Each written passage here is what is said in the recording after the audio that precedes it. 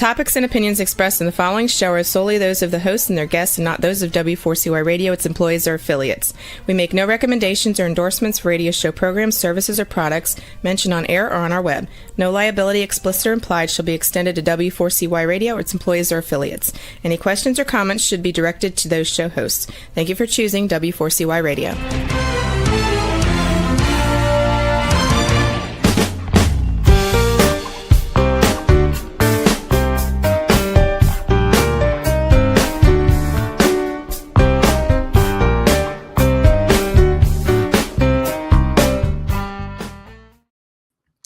Welcome to the Connected Table Live. We're your hosts, Melanie Young and David Ransom, your insatiably curious culinary couple.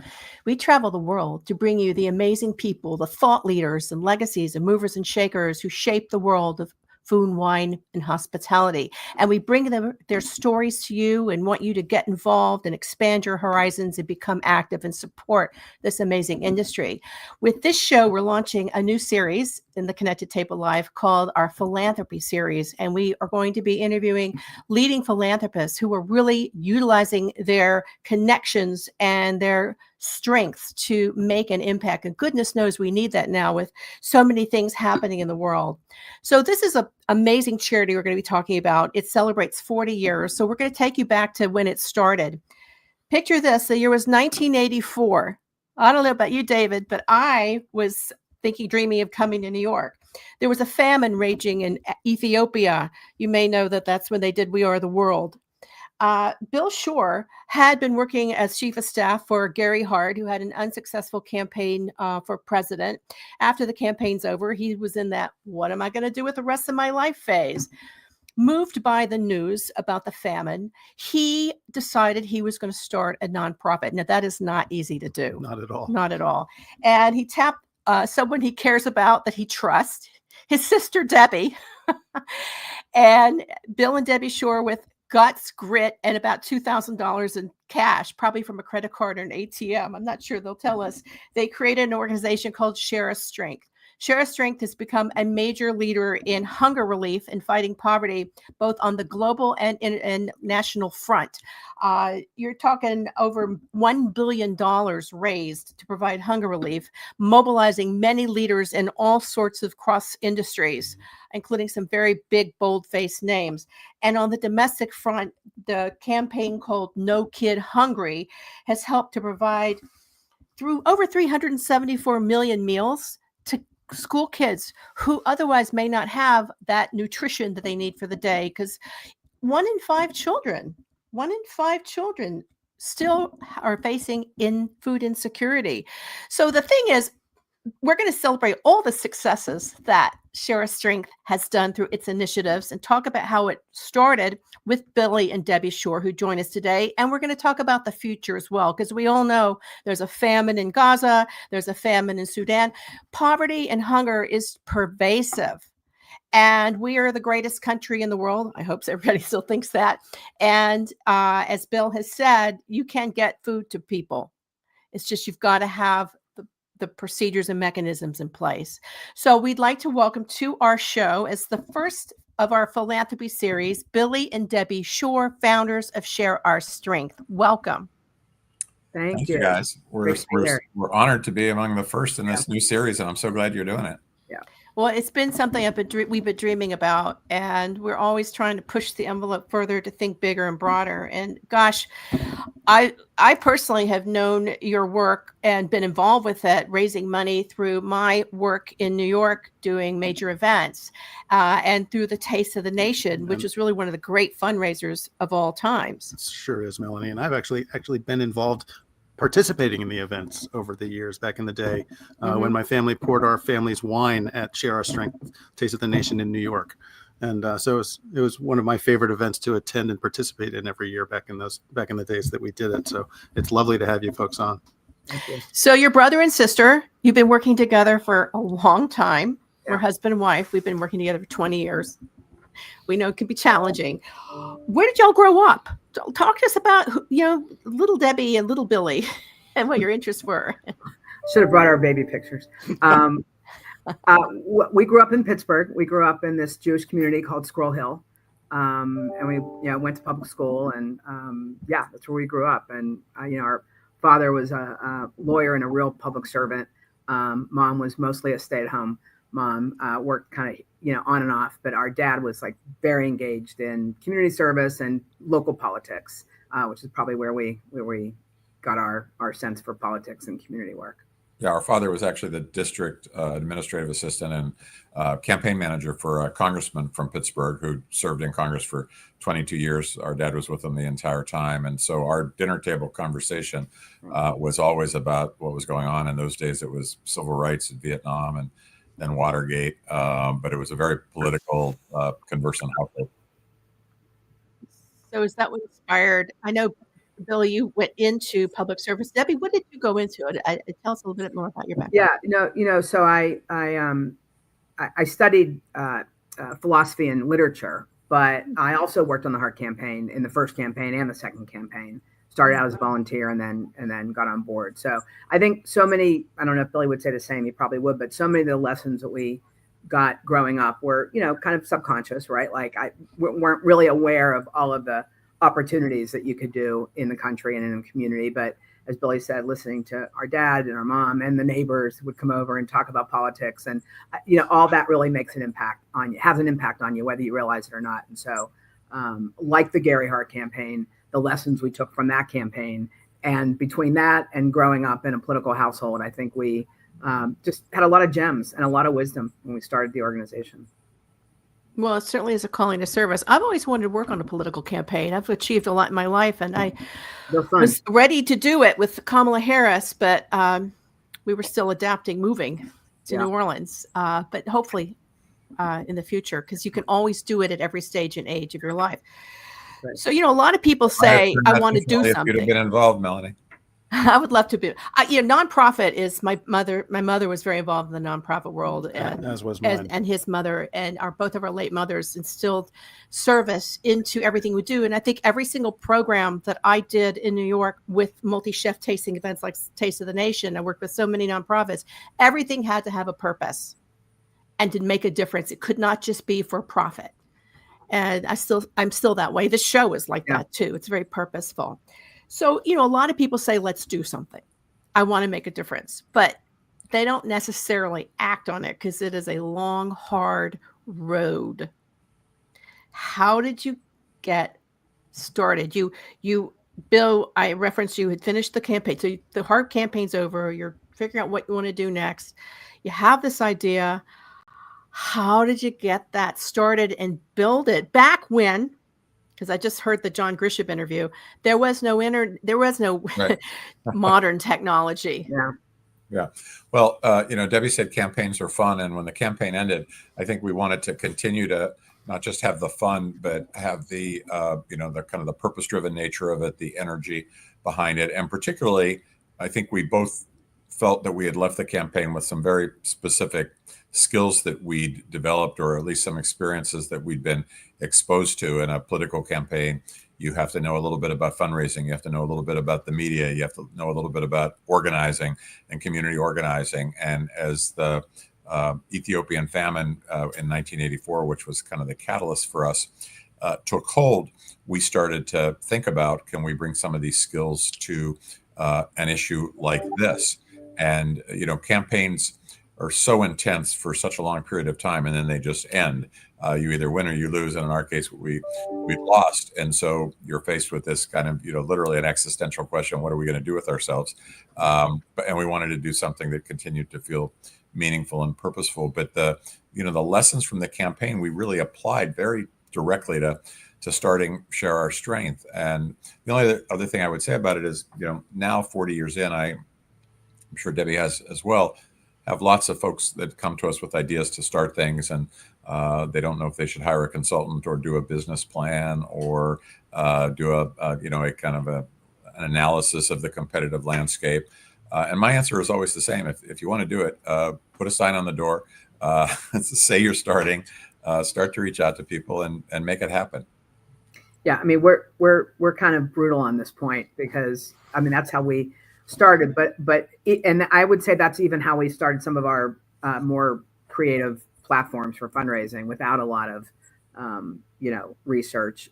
But I also feel like, you do need a few people that say, like, I think you're onto something. You do need some validation, which we got early on in the concept of Share Our Strength, which was, a very simple concept at the time. I don't know how much you remember about this, Melanie, but when we started the organization, the idea was we were going to put our logo on windows, restaurant windows, and ask the restaurateur to make a contribution to hunger. And it would sort of serve as a good housekeeping seal where people would, our very naive idea was that people would walk by the restaurant and say, oh, this restaurant's, involved in feeding hungry kids. And so we're going to patronize it. So we did that for a long time. I mean, that was really kind of the idea, was that we would get restaurants involved that way. But as it evolved, and as we, if you're truly open to hearing ideas, if you're truly open to trying things, then you won't stick to your knitting. You'll try new things. And so Taste of the Nation was a departure from the original idea, but one that made a lot of sense. And the other thing I'd just say when we started the organization that I always talk about as the three kind of core philosophies that we had almost immediately, Billy. I feel like from the very beginning, we believed that everybody has the strength to share in the fight against hunger. That was even before we named it that was the idea, that everybody has the strength to share. We wanted restaurants to be our first line of defense because they feed people for a living. And we believed then, and it's true today, that it would resonate with them. Hunger would resonate with them, and that they would act on it. I don't think we realized how very special and different and unique, those are the same thing, but how unique restaurateurs really are when it comes to community activism. They're really in a class of their own. And then third, we wanted to create what we consider new revenue that's not currently in the pipeline. So we didn't want to compete with food banks and other hunger groups. We wanted to create new money, which Taste of the Nation was a new novel idea at the time. So those three things were kind of all simultaneously part of that core belief when we started the organization. And they've served us really well. And they're still, I think all three of those are still very much in play. And I want to make sure we thank both of you for getting involved as early as you did, the way you described, because you got involved with us when, nobody knew us. Of a bet and a chance on us, and it made a big difference. It was really formative. So thank you. Well, I just remember those events were a lot of fun, and a lot of good food and a lot of good wine was served. And I actually still have a umbrella that was given out by Tattinger Champagne at one of the events. And I still have the umbrella to this day, and I still use it. Great. Love that. Hunger relief is important, and as I said, pervasive. As your organization has grown, 40 years is a long time. Yeah. Gosh, I think about all the things that have transpired. 40 years. Oh my God.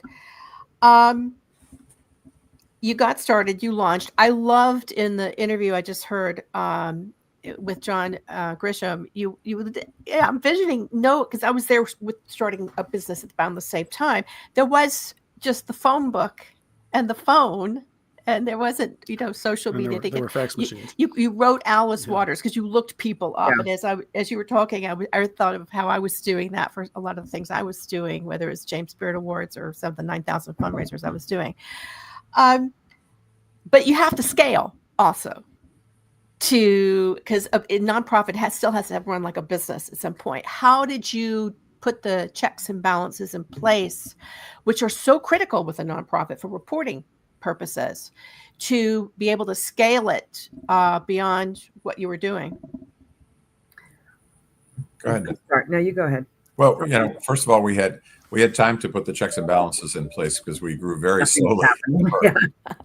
So not all 40 years have been like the last 35 or so. The early days were tough sledding. And we looked for ways to, we looked for kind of, today we would call them influencers that would be, kind of force multipliers for what we did. One of our lessons in Gary Hart's presidential campaign, when he ran in 1984 in the New Hampshire primary, was very critical to going on for the rest of the campaign. He ended up winning that primary, but he kept telling me, and I didn't know nearly as much about politics as he did, that, it was a campaign for 20 people. And if we got the right 20 people to be for us, then they would influence the next 20 and the next 20 and so forth, and we would win the primary. And we took that very, very literally, and it turned out to be correct. And so when we started Share Our Strength, it took us a little while to remember that lesson, but once we did, we started to reach out very selectively to folks, like I think Alice Waters was our first contributor, or one of our first contributors. And then we asked her to reach out to others on our behalf, and that started to kind of pick up some steam for us. But in the very early days, when you talk about pre-internet, you literally had to crank letters out one at a time. Typewriter. It was pre-internet, but there was the Apple Macintosh had just been invented, and Steve Wozniak, who invented it, was a Gary Hart supporter, and Debbie and I called him up and asked him if he would donate a Mac and a printer.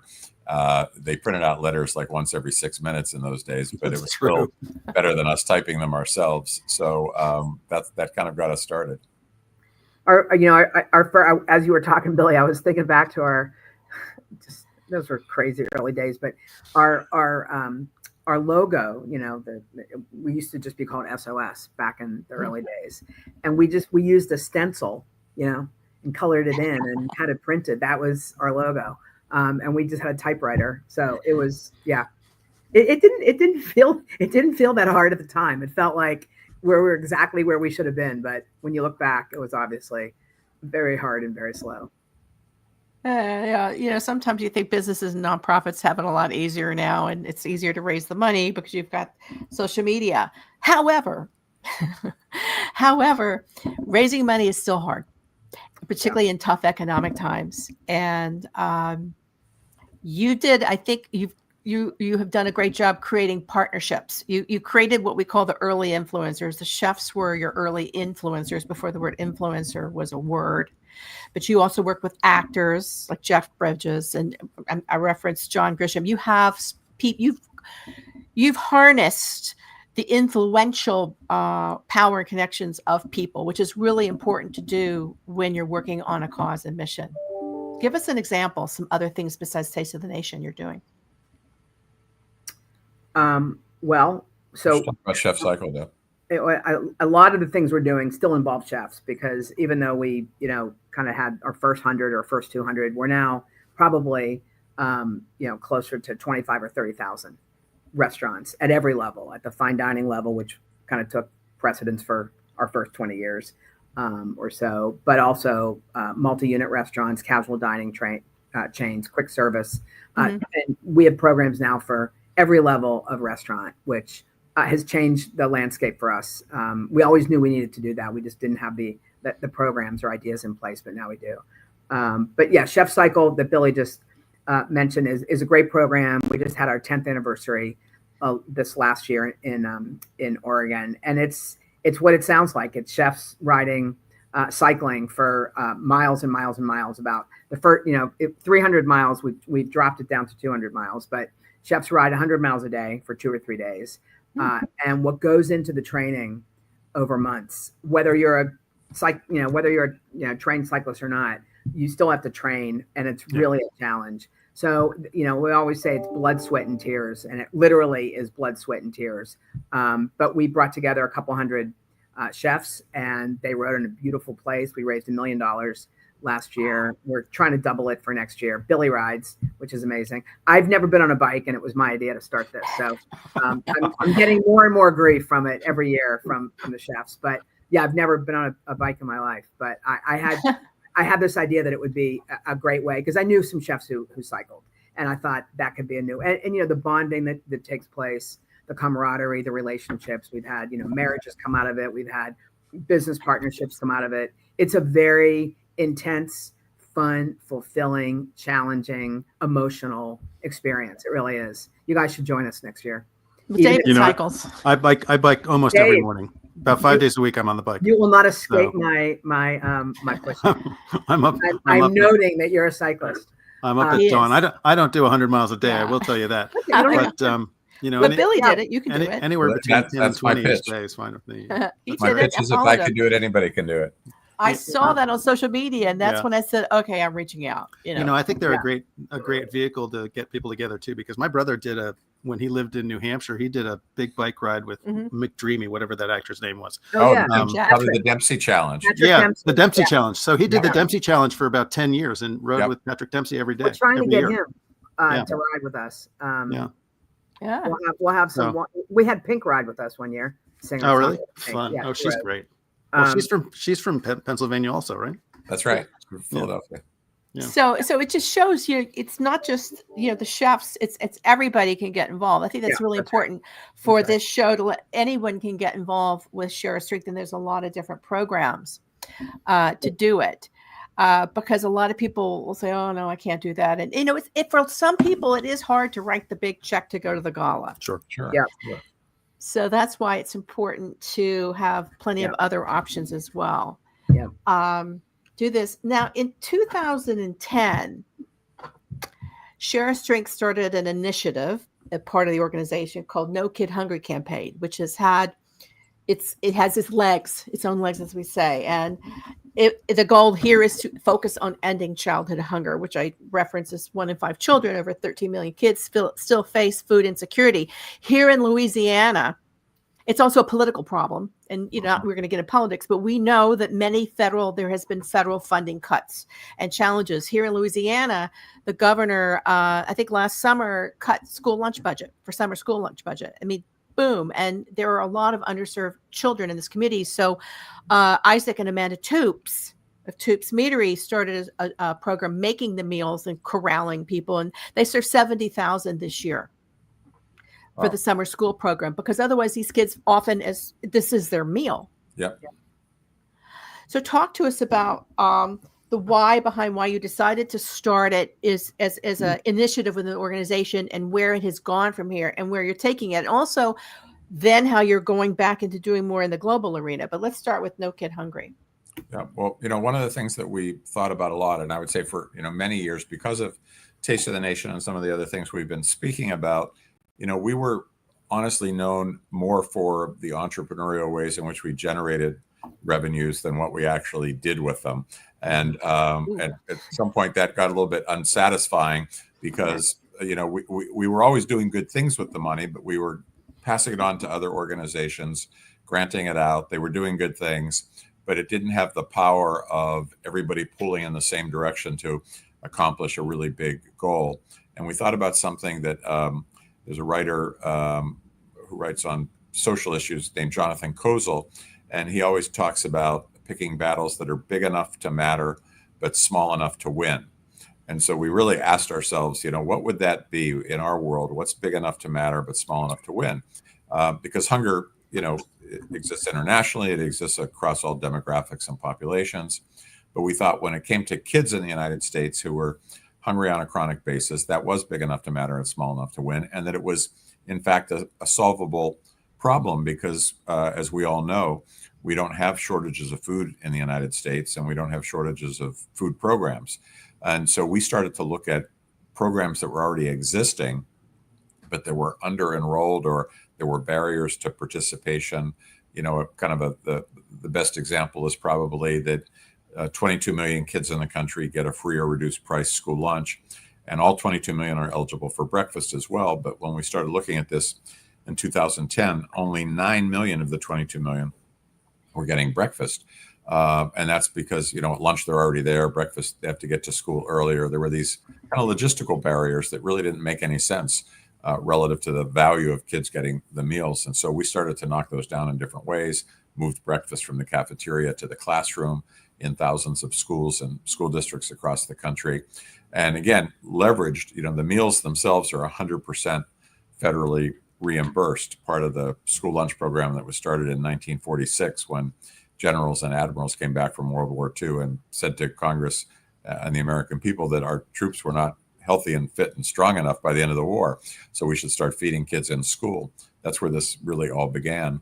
So as we looked at it, we realized that, there was such leverage. If we could knock down some of these barriers, these dollars that have bipartisan support would flow. And we ended up having, tremendous success with that. We're not done yet, but I think we have a line of sight to getting to a point in this country where we don't have kids who are hungry. That they still may be poor, they still may have other issues related to poverty, but they need not be hungry. Yeah, Bill, you were just giving the statistic about the numbers of kids who are eligible for lunch and also for breakfast, but not getting at the 8 or 9 million that we're not getting it out of the 20. And in summer, only 3 million of those 20 million were getting it. So, and that takes us into another whole level of what Share Our Strength has been able to accomplish over the last year or so with summer meals. If we're ready to talk about that, because that to me has been one of the biggest accomplishments that we've been able to claim as being out front with other hunger groups, but really in a leadership role of getting summer meals available in rural America for the first time without having to eat in congregate, which has always been the policy, but opening that up in rural America so kids can pick up a meal or get them dropped off. And that has just changed the landscape. And I think I think we went from 3 million to 13 million, if that's right, Bill, that are now getting summer meals. Yep. Because of this legislation that the hunger community and Share Our Strength helped get passed. It's really important. We have a global audience.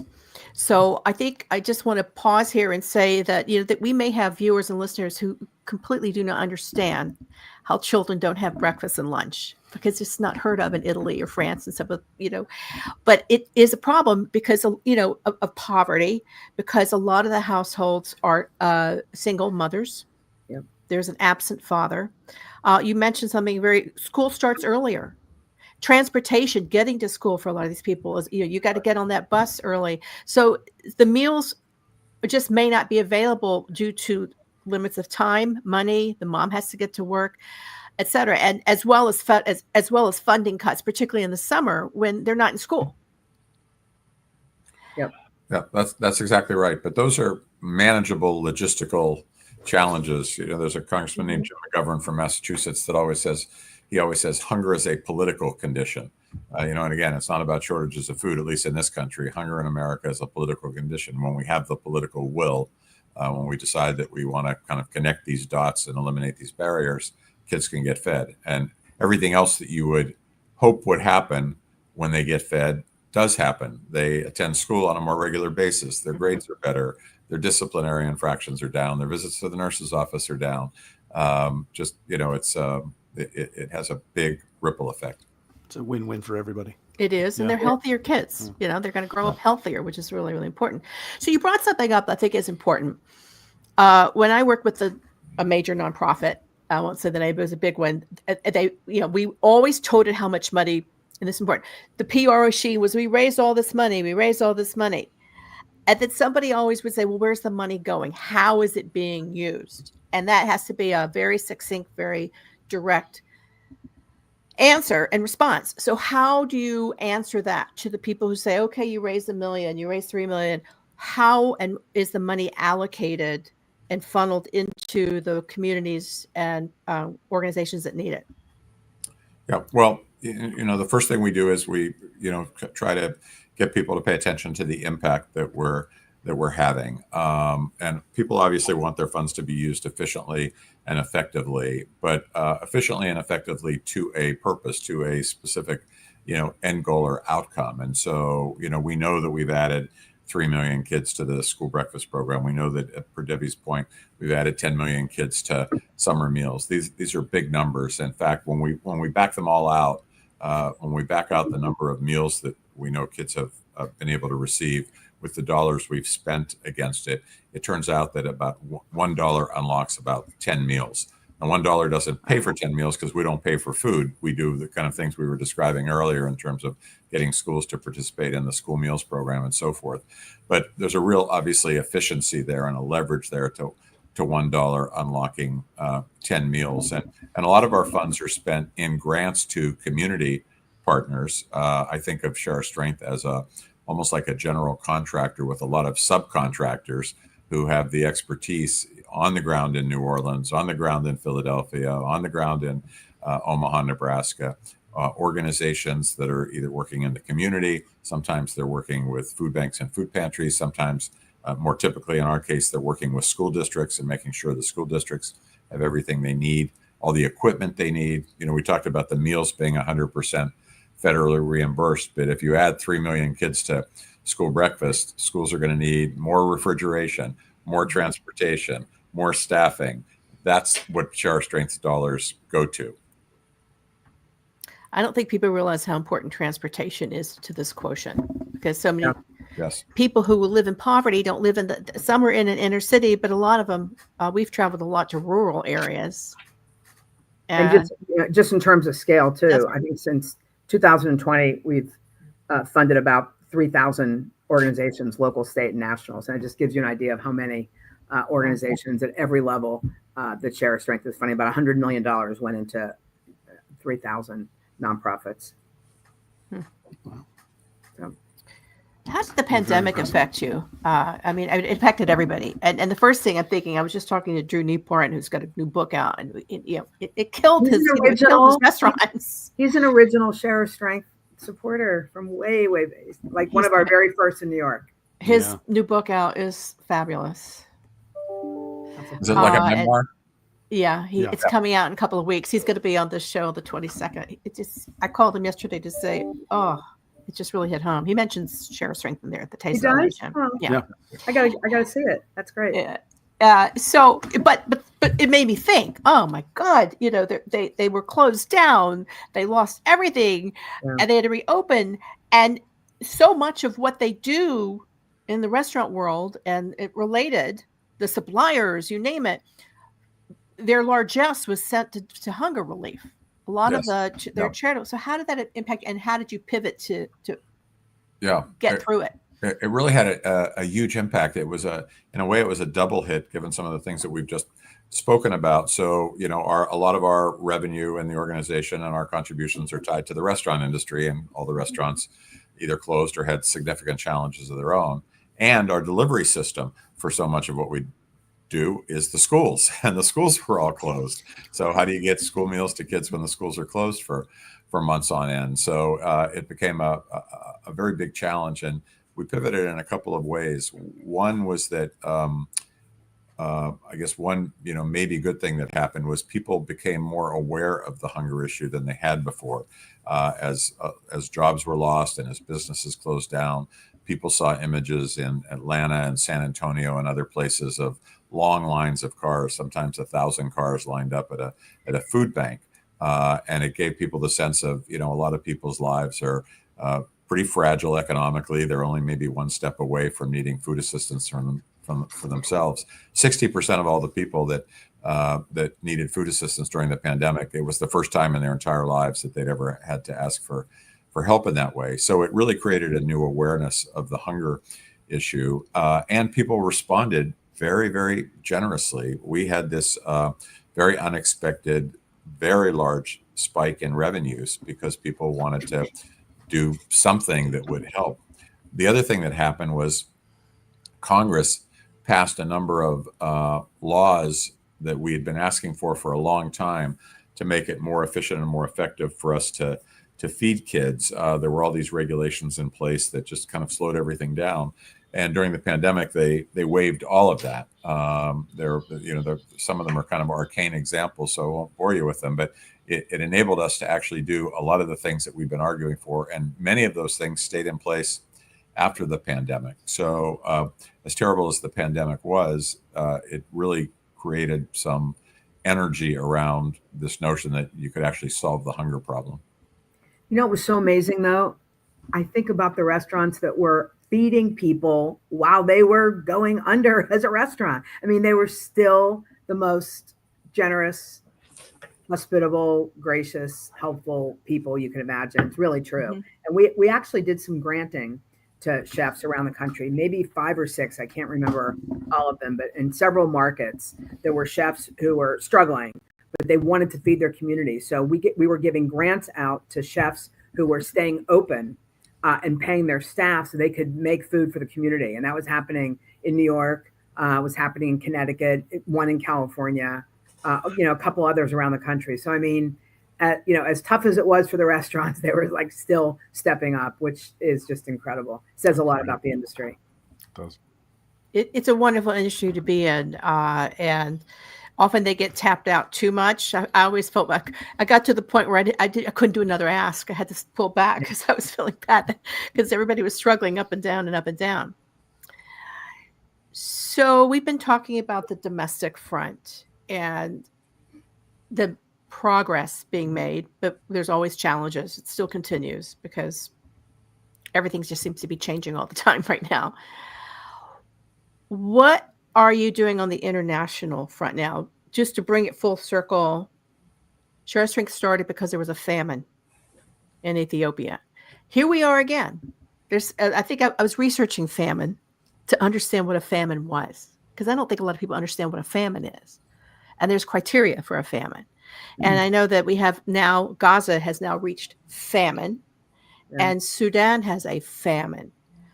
A lot of people turn it off. Sadly, there's a lot of people who are cynical who say, I can't do anything about it. It's Africa. I can't deal with it. There's unfortunately a lot of people who say, it's not in my backyard. I can't deal with it.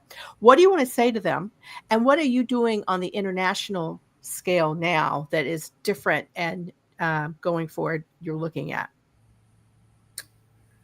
Yeah, well, I'm glad you raised the Gaza crisis, because it's, we're all looking at it every day, and it's just so heartbreaking. We don't really do a lot of emergency funding anymore internationally. We'll get into one that we are working on.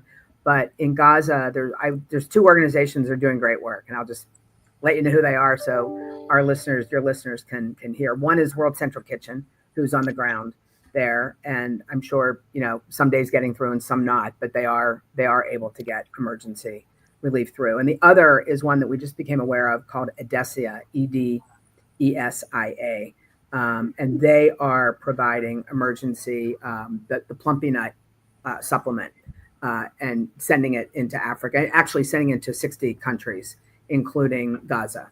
And it's a life-saving and prevention product.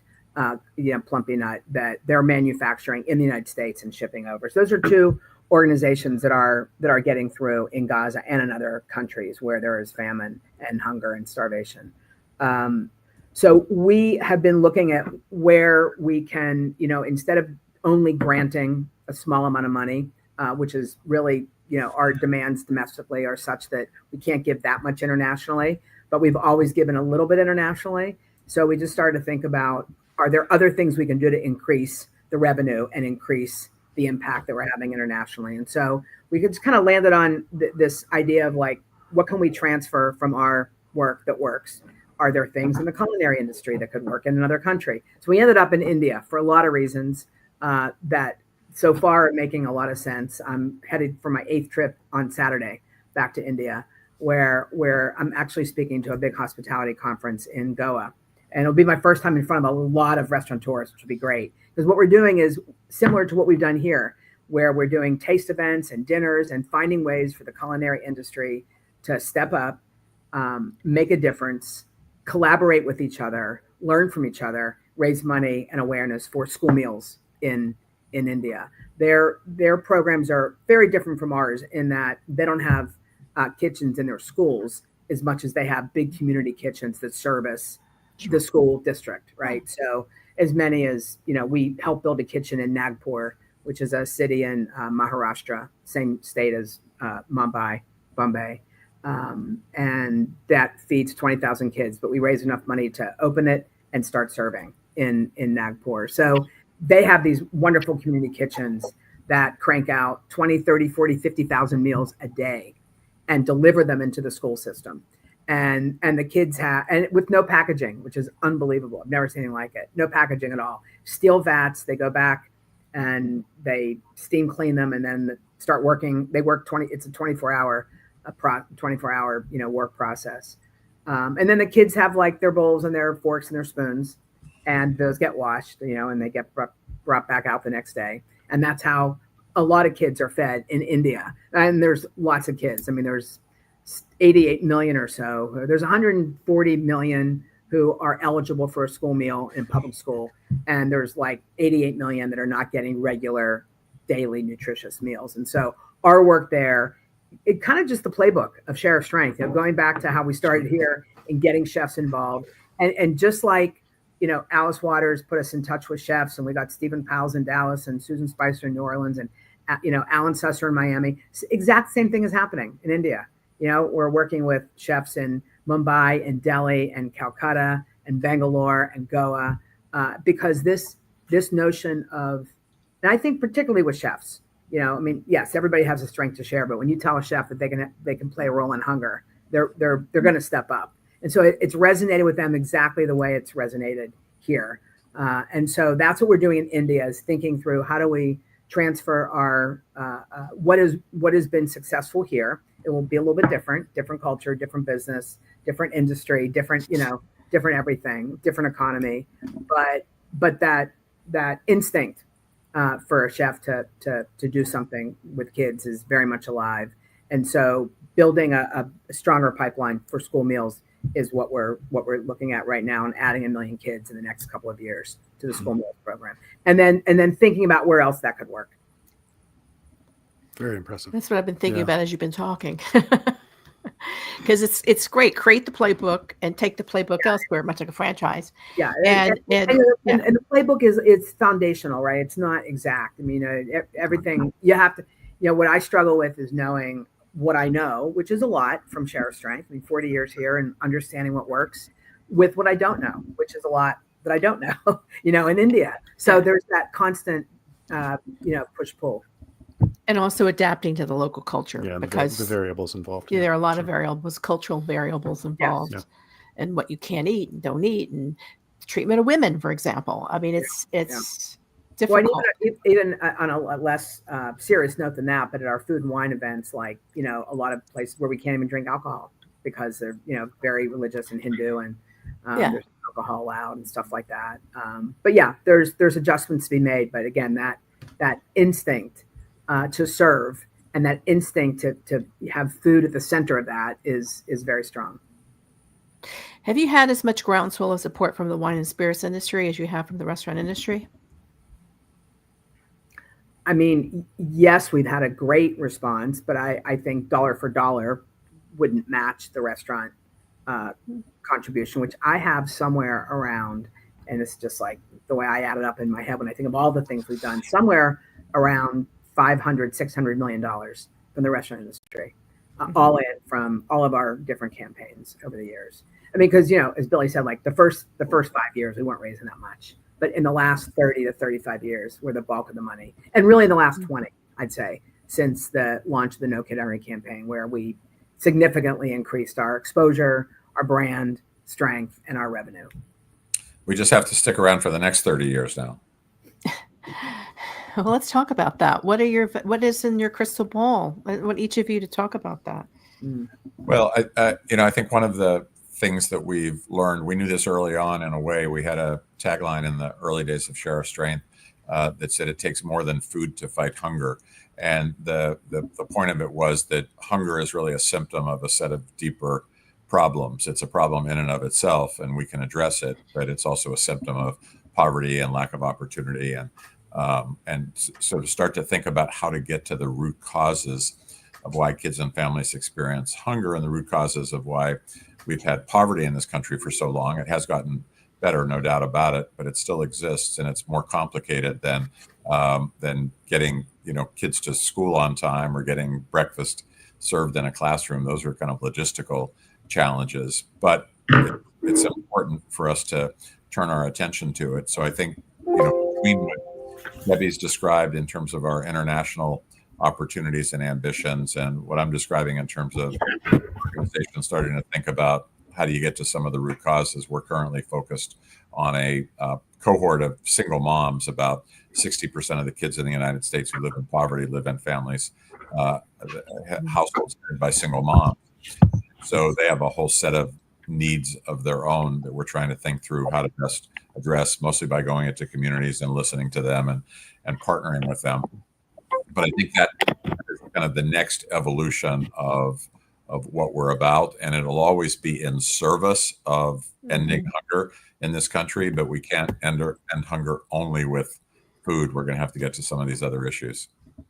Yeah, and single mothers do have incredible challenge. The cost of childcare is up, Oh. So that's one of the biggest problems everywhere is where do if they're not in school, and if you've got a young child, what do you do? It's easier to stay home and draw unemployment. Yeah, no, that's exactly right. Yeah. Yeah. And unfortunately, we have SNAP programs and EBT that help, but, we don't know we never know in the crystal ball what's going to be cut and what's going to be funded. Right. I mean, there has been a strong bipartisan. My sister has come in here to visit with us. My computer totally died. I am so sorry. So now Now you're together. That's so nice. Sorry. Sorry. There you Keep go. going. Dang that technology. Yeah. So, this is kind of new territory for us, and we have a lot to learn in it. But there has been the good thing, and we've just touched on this, but we haven't really talked about it. We're obviously living through a difficult time politically in terms of the cuts that some of these programs will experience. But there has been a kind of a core of bipartisanship that's existed around these programs for a long time. So we'll have to deal with cuts to SNAP and so forth. But I don't think we're going to, when you think of like what's going on internationally with USAID, right? That was an existential, disaster for USAID. It really doesn't exist anymore. We're not going to face that type of existential disaster because we do have bipartisan support, and because kids are a common ground, I think, for a lot of Americans to rally around. Many of us just have, some sense of wanting to protect children. And I think that'll serve us well. Well, I'm a big believer in you may not like what's happening, and we certainly don't. We don't want to see federal funding cut for a lot of things that we truly believe in, whether it's hunger relief and helping people, the arts, you name it. But if you're not happy, don't go hide about it. Go say, I want to do something. Yes. Because the pendulum will switch. It's not forever. So you just got to figure out how to deal with it now and get stronger groundwork so that you can move forward. I was gonna say I have a plug for another future activity if you want to hear it. Yes. So 2028, the Los Angeles Olympics, we're planning to bring in 50 of the best chefs from around the world to do a series of culinary events to raise money for world hunger and stuff for for No Kid Hungry, but to focus on not just the U.S. but around the globe and bringing in chefs from all over the country. We'll do a grand tasting. We'll do private dinners, maybe a chef competition, all kinds of stuff. So that's going to be a fun one. And that's, that'll be here before we know it. Well, giving us our backgrounds, that is the most exciting thing we've heard. That's just great. Well, we were hoping to do that in the Milan. I've been trying to do that in Milan, but it's hard to come. We don't speak Italian. But Los Angeles. You want to do for the Winter Olympics, right? For 26, you're looking at. Yeah. Yeah. But we haven't made much inroads getting connections there. So we've got to rope you into this. Yeah, we'll rope you in. But, the other thing you just said was so important, because it is important for people to lift up their voices and to be heard on these issues. And I think every time somebody does, it gives a little bit more permission and a little bit more courage to the next person to say something as well. And in the categories of sharing strength, as you said at the beginning, Melanie, not everybody can write a big check for a gala, but everybody could write a letter to the editor. Everybody could write to their member of Congress or meet with their governor or get involved with their school district. And those things add up to a real critical mass of people saying, we're going to find ways to feed kids. You don't have to give money. You can give time, or you can give intelligence, or write the letter. Yeah. Just expertise, networking. You have a lot of people have a lot of expertise to share. So you could tap into that as well. Yeah, saying silence doesn't make progress. Listening is good, speaking out is good, but doing nothing and just saying, it's not my problem. It is everybody's problem, because it is a civilization, and it's the future. We think what you're doing is awesome. I mean, we've been longtime supporters. I'm very excited about the Los Angeles Olympic thing, because that sounds like a whole nother level of excitement. We got to get something done in New Orleans. I mean, we have a lot of global contacts around the world because we do so much in the wine. That's why I asked you about wine. And hopefully our audience, who we have particularly in Europe, will see this and understand that the opportunities are there to do something in their countries as well. I mean, the fact you're doing this in India, which is not an easy country, amazing. Yeah, that would be great. Yeah, it's so nice to be reconnected with both of you. Wow. Yeah, it's been great. Thank you for responding to the email. So let's wrap this up by saying where our listeners can find and follow you, and one final wonderful inspiration from you about what you're doing. Yeah, well, you know, like most organizations, our website is a good place to start, nokidhungry.org. We have two websites, nokidhungry.org and shareourstrength.org, and they connect to each other. There you find the full kind of panoply of the things we're involved in, the program activities, the fundraising activities, ways that you can make a difference. And I think people, you know, a lot of people learn about us that way, and we'll be very responsive to anybody that reaches out. And I think, you know, the thing that I think for Debbie and myself, I'll let Debbie speak for herself, but one of the things that's been so sustaining is this notion of how, in terms of like what's inspiring for me, Melanie, is this notion that sharing strength can be so empowering. You know, we constantly hear from chefs, restaurateurs, and others, you know, one of the kind of the common refrains is, I didn't realize I could make a difference, you know, just by being a chef. And we think, well, like just by being a chef, that's a really big deal in our world. You know, there's nothing just about that. You know, these are heroes to us. But, you know, at the end of the day, more people have to feel empowered to be able to make a difference in their community. And to the extent that we can be the vehicle for that, you know, every time it happens with somebody, and it happens pretty frequently now as we've grown, I get kind of re-inspired to kind of keep that going. You know, and when you feed kids, you feed the future. Yeah, So That's right. well, you have to think I of just got the notice of it's the next time. generation as well. It's time. So we're gonna have to wrap this up. We've been talking. Thank you for your time Thank and you. your inspiration and all you do. We're inspired, Mm-hmm. and we're all about eat, drink, explore, inspire here. So you've been listening to the Connected Table Live with Melanie Young and David Ransom. Our guests have been Billy Shore and Debbie Shore, the co-founders of Share Our Strength and their initiative called No Kid Hungry. You can go to shareourstrength.org, nokidhungry.org to learn more. And we always encourage you to stay insatiably curious, but also it's, you know, instead of just opening your mouth and feeding yourself, open your mouth and speak out if you want to make a difference. Thank you. Thank Great you. to see you. Great to see you.